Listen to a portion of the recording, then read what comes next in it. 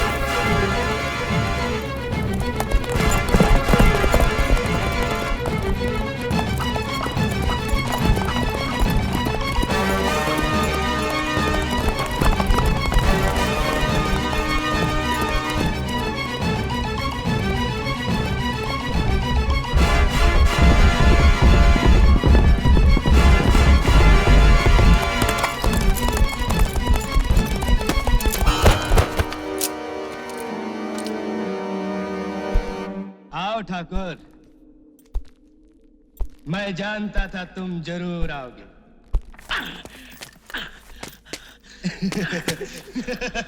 कैसा फड़फड़ा रहा है साला। कमीने, कुत्ते!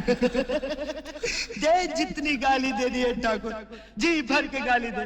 हरामजादे! चिल्लाओ और चिल्लाओ। याद है उस दिन मैं चिल्ला रहा था, तुम तमाशा देख रहे थे। आज तुम चिल्लाओ, मैं तमाशा देखूंगा। हे सांबा, उस रोज कचहरी में ऐसा ताप मुझको अवसर मिलता तो वही हरामजादे का टेटवा दबा देता। मगर करता क्या, चार पुलिस वाले पकड़े हुए, हाथ में हथकड़ी, पैरों में बेड़ी। याद है?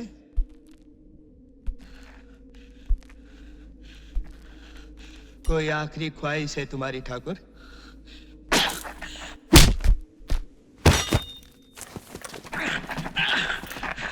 अभी तक बहुत जान बाकी है तेरे हाथों में। बांध दो साले को।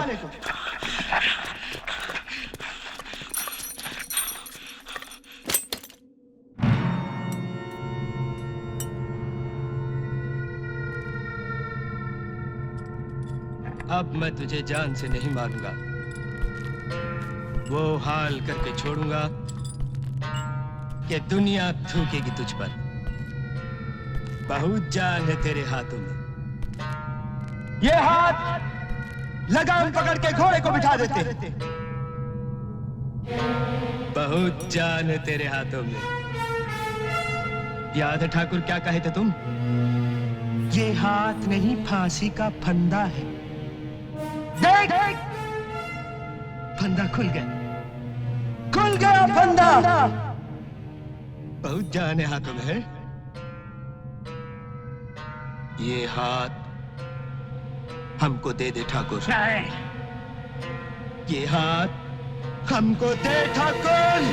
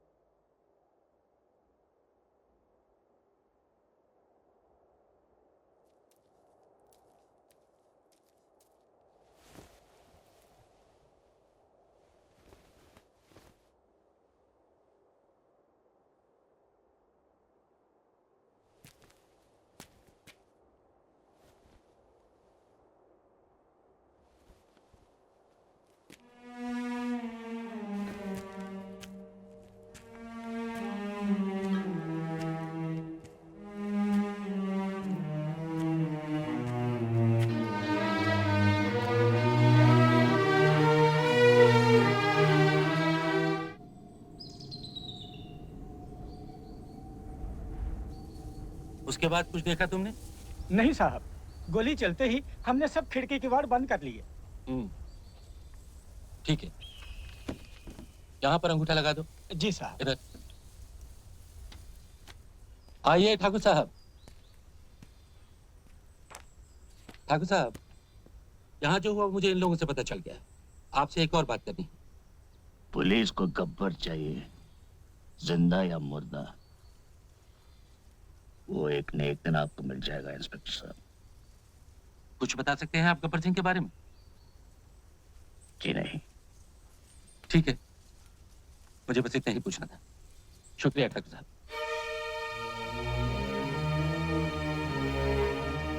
नमस्ते।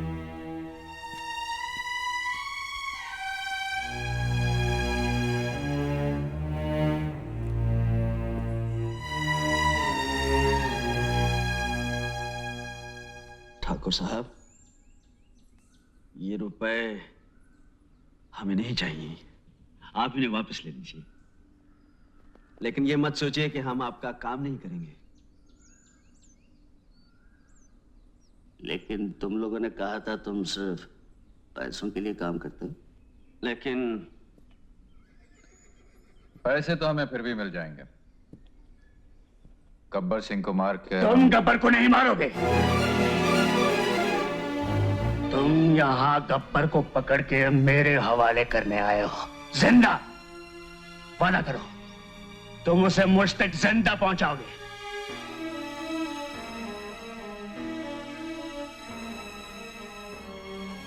हम वादा करते हैं ठाकुर साहब, लेकिन ये रुपए आप वापस ले लीजिए। ठाकुर, गिरजा लोहार पिपरी गांव से कुछ खबर लेकर आया है। शायद गब्बर से तुम्हारी अगली मुलाकात बहुत जल्द होगी।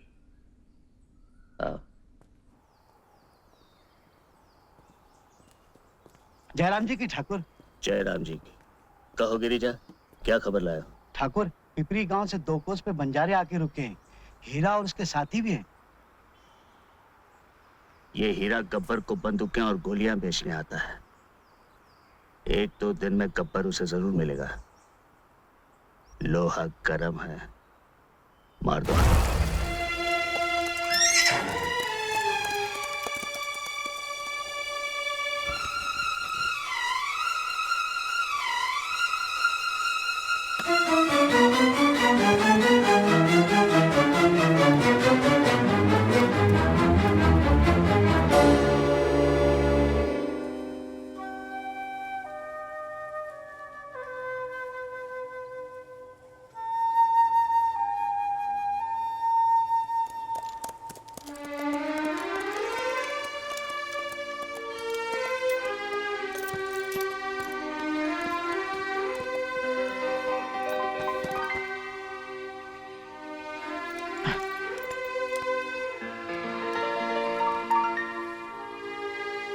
रामलाल, अरे क्या हुआ इन्हें?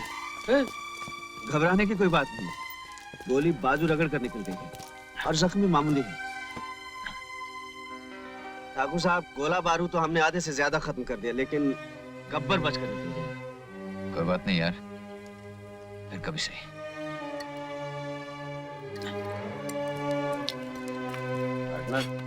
दवा समझ कर 2 घूंट मार ले, सारी तकलीफ दूर हो जाएगी।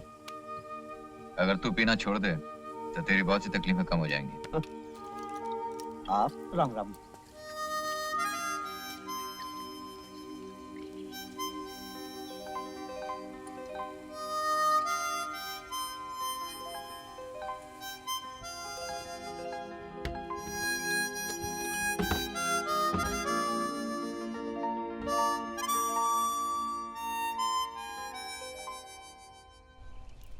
इमाम साहब सलाम, ये खत है आपका, लीजिए। जबलपुर से ही आया होगा। अरे गुलजारी लाल, जरा पढ़ भी देते। जी, पढ़े देते। अरे मेरा चश्मा इसी जेब में तो था। इधर है। वो जो आप ढूंढ रहे हैं वो हमारे पास है, ये लीजिए। आ गई बक्कन। वो हुआ ऐसा कि हम उधर से आ रहे थे और आप इधर से जा रहे थे। इधर आप साइकिल पर थे और हम उधर पैदल। आप तो साइकिल पर निकल गए और वहीं के वहीं हमको ये चश्मा मिला और वहीं के वहीं हमने सोचा ये कि ये चश्मा आपका है।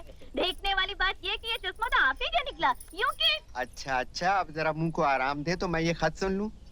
तेरी मिसाल बाद में सुनेंगे। हाँ हाँ, मैंने कब मना किया। हाँ गुलजारी लाल। जनाब भाई साहब, सलाम अलैकुम। वालेकुम सलाम। बात सलाम, आपको खबर मिले कि यहाँ सब खैरियत है और सब आपकी खैरियत अल्लाह ताला से नेक चाहते। दीगर अहवाल ये है कि अहमद मियाँ की नौकरी पक्की करा दी गई, तनख्वाह 200 रुपए हो गई, रहने खाने पीने के लिए तो गरीब खाना मौजूद है। अच्छा है, मामू की निगरानी में रहेगा। हाँ अच्छा है, हम भी यही चाहते हैं। इस मामले में देर करना मुनासिब नहीं होगा, इसलिए थोड़े को बहुत और खत को तार समझें।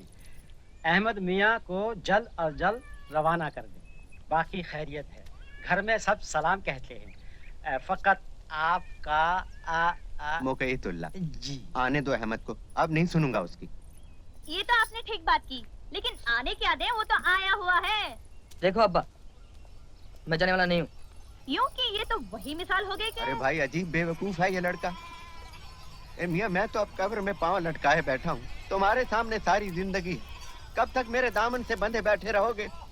और फिर ऐसी नौकरी रोज रोज नहीं मिलती है भाई। बच्चू, इमाम साहब बात ठीक कह रहे हैं।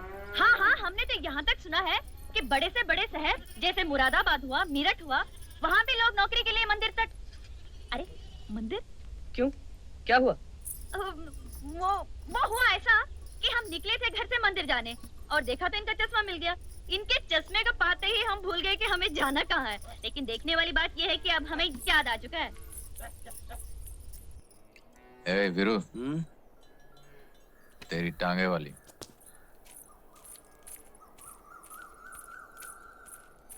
ए बसंती, आज पैदल? तुम्हारी धन्नो क्या तांगे के साथ भाग गई? हमें लगता है तुम्हारी समझ में अभी तक ये बात नहीं आई कि हमारे गांव में किसी के साथ भागने की रीत बिल्कुल नहीं है। हमारी धनु इज्जत के साथ घर पर है, लेकिन आज सोमवार है और मौसी कहती है, देख बसंती, जो सोमवार के सोमवार शिव जी के मंदिर में माथा टेकेगी तो ऐसा पति मिलेगा तुझे कि दुनिया जलेगी। मैंने कहा हाँ, ऐसा तो ठीक है, नहीं तो मुझे कौन से किसी उठाएगी जैसे ब्याह करना है। अच्छा मैं चलती हूँ, जय राम जी की।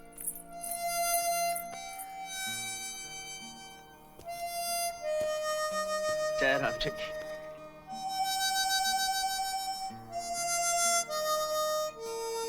जय राम जी।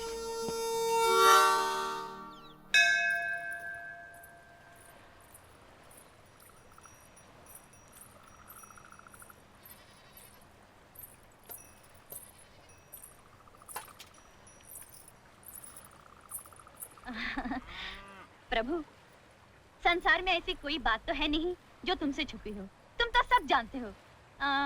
देखो मैं ये तो नहीं कहती कि तुम्हें याद नहीं होगा, लेकिन फिर भी अपनी तरफ से कह देना अच्छा होता है।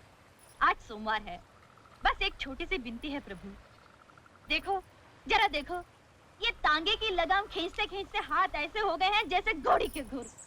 अरे तुम्हारे लिए क्या मुश्किल है, बस ऐसी जगह बात लगाओ प्रभु की बसंती रानी बनकर राज करे, यूं कि मजा आ जाए जिंदगी का। आगे जैसी तुम्हारी मर्जी। यूं कि ये कौन बोला? ये हम बोल रहे हैं। प्रभु तुम? चमत्कार हो गया। हमने तुम्हारे लिए वर ढूंढ लिया है कन्या। एक ही सोमवार में ढूंढ लिया? वाह प्रभु, यूं कि तुमने सोचा है तो ठीक ही सोचा होगा, लेकिन फिर भी अगर नाम बता देते या अगले सोमवार आओ, जैसा तुम कहो प्रभु। वर का नाम है वीरू। वीरू? प्रभु, ये मेरी जिंदगी का सवाल है, जल्दी से काम मत लेना, भले 4 सोमवार और लग जाए। है देखने में तो ठीक है, लेकिन सारा बहुत होशियारी मारता है। चुप रहो कन्या। है बेफुजूल की बात करने की आदत तो मुझे है नहीं प्रभु, जो तुम्हारी आज्ञा। यदि हमारी आज्ञा का पालन नहीं किया तो सारी उम्र कमारी बैठी रहोगी। हाँ प्रभु। और सुनो, यूं कि यूं के धन्नो के साथ तांगा चलाती रहोगी।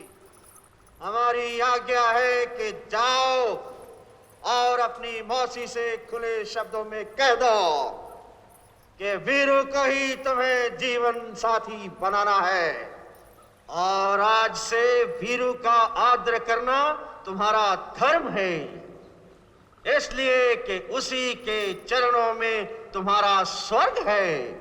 यदि तुमने उसे प्रसन्न किया तो हम प्रसन्न हो जाएंगे, और यदि तुमने उसे क्रोधित किया तो हम क्रोधित हो जाएंगे। अच्छा, इसलिए जा।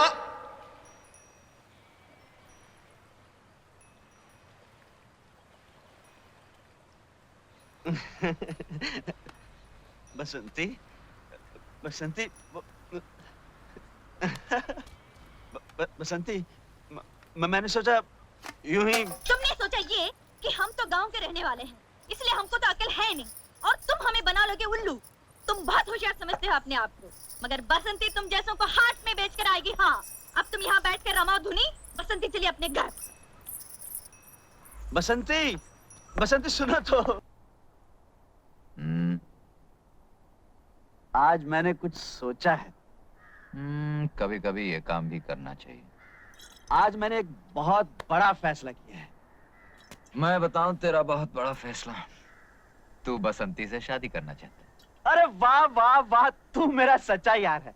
एक यार ही यार के दिल की बात जान सकता है। और वो यार ये भी जानता है कि इस साल में शादी का ये तेरा 8वां फैसला है। ये फाइनल है यार। फाइनल। सुबह से दारू पी रहा ना? यार पार्टनर, मेरा एक काम कर दे। क्या? वो बसंती है ना, उसकी मौसी के पास जाकर मेरे रिश्ते की बात कुछ इस ढंग से कर कि मौसी शगुन लेके आ जाए। मैं क्यों करूं? अरे लड़के वाले ही तो जाते हैं लड़की वालों के घर। जय, और फिर इस दुनिया में तेरे सिवा मेरा है कौन? देख, शादी तूने करनी, तू जाके बात कर। जरा सोच, शादी के बाद एक घर होगा, घर तो तेरा होगा, एक बीवी होगी, तेरी होगी, 7-8 बच्चे होंगे, तेरे होंगे। पर चाचा चाचा तो तुम ही बोलेंगे ना। प्यार से तुम्हारी गोद में खेलेंगे, तुम्हारे कंधों पे झूला झूलेंगे, और तोतली जबान में बोलेंगे, ताता ताता हमको कहानियां सुनाओ। यानी शादी के बाद तेरे घर में मुझे आया की नौकरी मिलने वाली? समझा? तू मेरा दोस्त नहीं है। लानत ऐसी तो